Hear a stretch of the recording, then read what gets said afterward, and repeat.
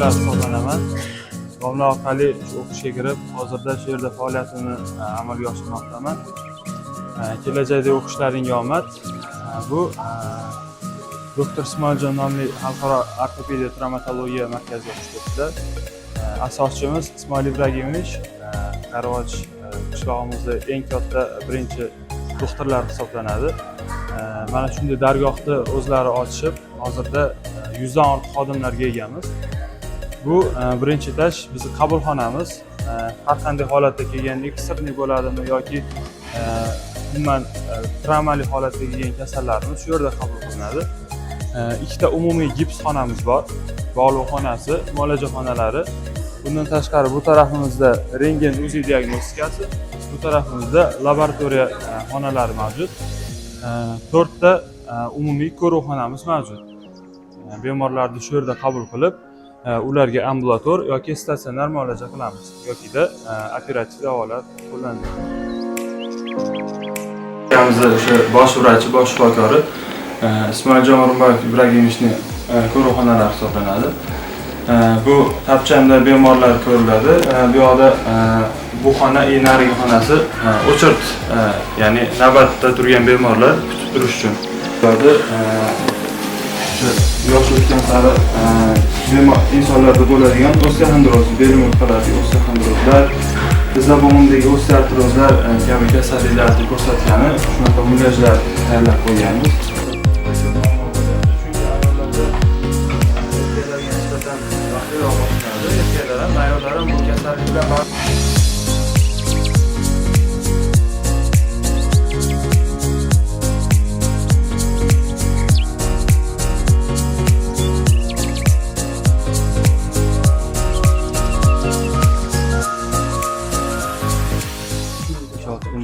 Qarayapmiz. Asosiy muammolari o'sha tizzalarida, bellaridagi og'riqlar bilan bizga shikoyat qilib kelgan. Qo'limda ularning tomografiyasi, pastda tushuntirgan tizza bo'g'imlarida osteoartroz, sinovit beryapti. Sinovit biologiyadan o'qigansizlar, bo'g'imlar orasida sinoviyal suyuqlik bo'ladi.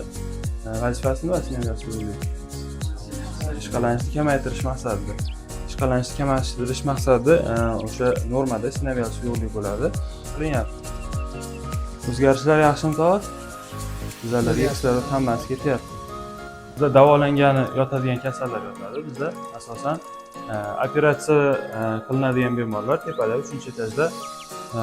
Hozir 3-etajda bizda operatsion blok bo'lgani uchun bunaqa ko'pchilik kirish tavsiya etilmaydi, chunki operatsiyadan keyin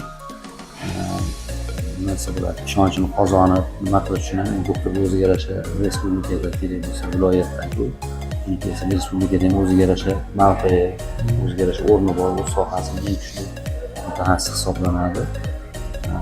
Va o'sha o'zini salobatiga yarasha joy bo'libdi. Juda zo'r. Lekin degan bemorlarning hammasiga shifo tilaymiz. Sizlarning ishlaringizga omad. Rahmat, domla. Siz doktorlar chiqarishdan charchamang, domla. Salom. Sog' bo'ling.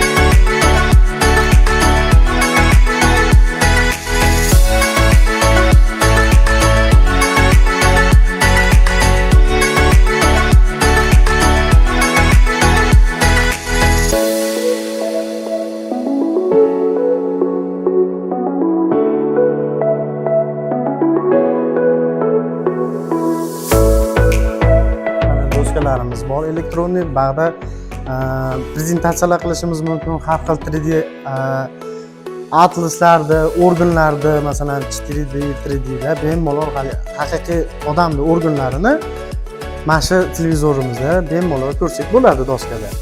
Keyin agar nima qiladigan bo'lsak, bizning mulyajlarimiz bor, mana mulyajlarni bemalol qo'limizga olib, endi haqiqiy odamniki bo'lmasa ham, endi shunda asosan mana shularni o'rganamizda, ushlab, har bitta qismini, bu tashqi ko'rinishi bo'lsa, bu kesilganda ichki ko'rinishini har bittasini alohida o'zini terminlari bilan o'rganamiz. Endi bunga keladigan bo'lsak, bu pirogov apparati. Sizlarning kerak, bu ham xuddi shu 3D formatda va diagnostikalari ham ichida bo'ladi. UZI ko'rishingiz mumkin, MRT ko'rishingiz mumkin, kompyuterli tomografiyalar ko'rishlaring mumkin bo'ladi. Hozir yoqsa bo'ladi-yu, ulash kerak unaqa. Ulash kerak bo'ladi, ha. Ulasak bemalol ko'rilsa bo'ladi. Odamda hamma yo'g'ini qonlarni, suyaklarni, mana shu yerdan ham ko'rib bemalol o'rgansalaring bo'ladi. Yotgan holatda bo'ladi. Ha, ochib bemalol qavat bir ketma-ketlikda o'rganasizlar. Keyin patologiyasi ham bor buni. Masalan, normasini qo'yib qo'yadi. Albatta, normada qanaqa ko'rinadi va patologiyasida masalan abses bo'lishi mumkin, yo'q bo'lmasam rak, saraton bo'lsa, o'sha saratonini imенно qaysi joyida razmerlarigacha ko'rsatib beradi. Apparatimiz bo'ladi. Zamonaviy. Yo'q. O'zini уже avtomatik o'zida bo'ladi. Lotin tilida ham bor. Hamma yo'g'i bor. Bemalol o'rgansa bo'ladi. Hoziralik oldingiga o'xshab kutubxonaga borib kitob olib kel, u degan narsalar yo'q. Kelinadi, o'qiydigan odam o'zi xohlagan shu yerda turadi. Bemalol ochib, o'rganib, ko'rib, hamma yo'lda o'qisa bo'laveradi. Kasallikni odamdagi kasalliklar holatlari bilan normal fiziologik holatlarda patologik holatlarni o'rganuvchi kafedra hisoblanadi. Bu kafedrani o'zi aytganimizdek, bu o'quv xonalarida har bitta kasalliklarning mexanizmlari, rivojlanish mexanizmlari, patogenezini o'rgatadi. O'quv sinfxonalari dars faqat bu yerda bo'lmaydi, keyin bundan tashqari asosiy binodan tashqari o'zimizni nimalarimiz bor, biriktirilgan больницаlarimiz bor. O'sha больницаlarga borib, u yerda dars o'tiladi. Endi misol uchun urologiya, shakar qishloqdagi urologiya center bor misol uchun. Patologiyadan morg bor bizda. 25-marta orqasidagi morg bor. Bundan tashqari sud tibbiyot degan fanlar bo'ladi. Sud tibbiyotida u ham morg deyiladi. Sizlar bilmoqingiz bo'yicha u sudda ekspertiza bor haligi viloyat ses markazi to'g'risida. Bu yerga boriladi. Bu yerda nazariy qismi, u yoqda amaliy qismlar o'rgatiladi. Yo'qdan burdalar ko'rasiz, burdani ochamiz billa. Kerak bo'lsa, hozir mana bu yerda boshqa xonalarimizda ham nimalar bor. Lekin nima bo'ladi? Preparatlarimiz bor. Mana kerak preparatlarimiz, mikropreparatlarimiz, mikroskoplarimiz, ularni bir boshdan ko'ramiz. Bizga endi iloji boricha o'sha elektronniy doskalar, hamma narsa elektronniy bo'lib ketgan bizdan keyin baholash, talabalarni baholash ham aka, Temis platformalarida bo'lib ketgan. Asosiy nazariy qismlarimiz mana shu nimalarda, ma'ruza zallarda, keyin amaliy mashg'ulot xonalarida, bundan tashqari bizda laboratoriya nimalarimiz bor. Mashg'ulotlarni o'tkazish uchun vivariyimiz ham bor ekan. Unga hozir kiramiz. Hozir vivari xonalar bo'ladi. Bu o'sha elektron doskalarni nima qilgansizlar, bular ko'rgansizlar, aytmasam, bular orqali prezentatsiyalar, nimalar, animatsiyalarni 3-kursdan keyin uje sizlar klinik fanlarga chiqib ketasizlar. Klinikaga chiqib ketasizlar. Klinikada xirurgiyaga, mana ekstremniy больницаga yoki tekisli bizning bazamiz bor. O'sha yerga lor, kardiologiya, nevrologiya, o'shunaqa bo'limlar bor. Kerak bo'lsa psixiatriya, sud ekspertiza, ular hammasi klinik fanlar tashqarida bo'ladi. Lekin fundamental fanlarni 1-kursdan to 3-kursgacha baribir chetda yurasiz. Chetda ko'rishamiz.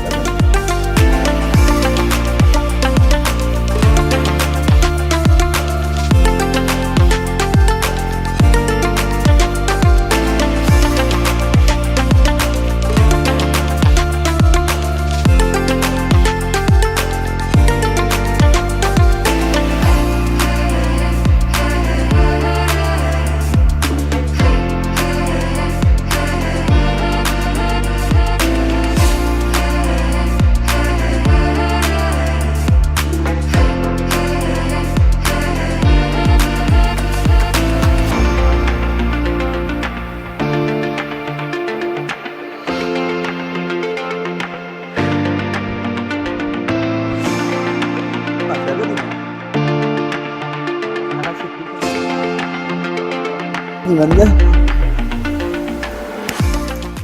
Bu laboratoriya xonalarimiz. O'sha talabalarni laboratoriyaga nima qilish uchun olib kelib ko'rsatamiz. Mikroskoplar, dozatorlar, nimalar, mikroskop xonalari, qon analizi uchun olinadigan nimalar, sentrifugalarimiz bor.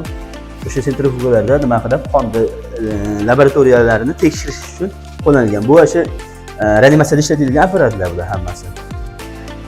Reanimatsion apparatlar, bu yerda mikroskoplar, bu o'sha hozir aytganimizdek qondagi nimasini vaqtinchalikka ushlab turish uchun laboratoriya o'tkazuvchi xonalar, hayvonlarda o'sha tabiiy suyuqliklarda olinadigan materiallarni olib laboratoriyada tekshiruv qilmoqsa bo'ladi bemalol.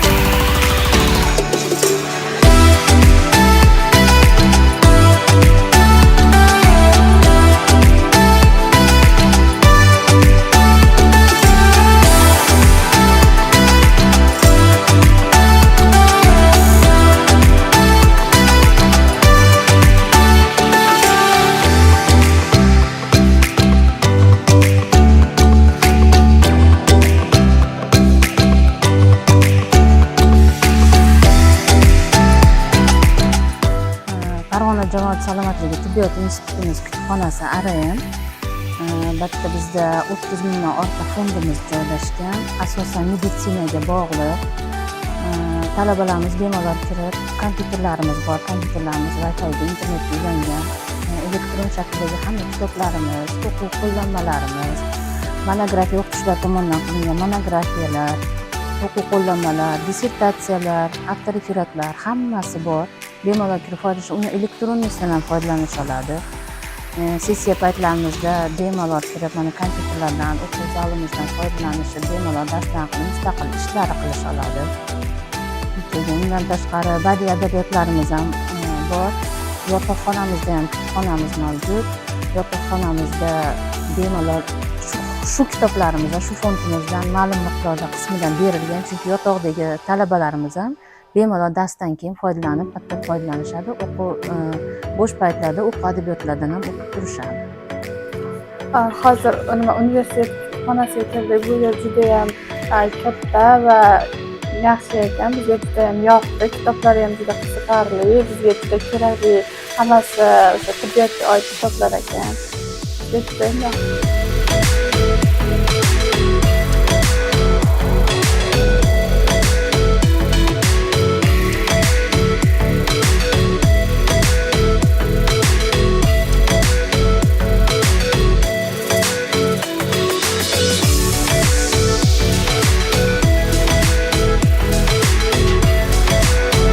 Qarg'och ta'lim markazi o'quvchilari xush kelibsizlar.